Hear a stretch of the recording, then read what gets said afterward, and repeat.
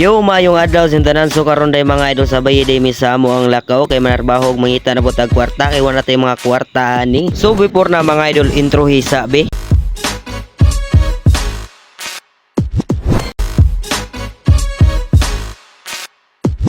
So before mi naabot sa bukid mga idol gilibot pa namon tibuok kalasangan. Og ingon ani kalisod ang dalan nga among naagian diriya sa tibuok kalibutan. Unya sa di magdugay naabot ra gyud intawon.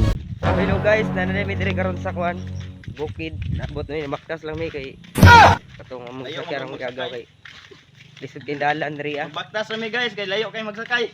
Ayo kay magsakay daw. Let's go. So guys, so karon na maktas kun mi kay tinglayo pa sa mong baktas sunon, baklayunon. Layo na pero layo pa. Kailangan din sa mangitag pangwarta. Guys, let's go. So ayan mga idol, naabot ra gid mi diri sa payag. So mo na payag sa akong uyon mga idol, mo na amo ang istambayanan kung mahuman og trabaho. So makita po ninyo kung unsa kanindot ang view.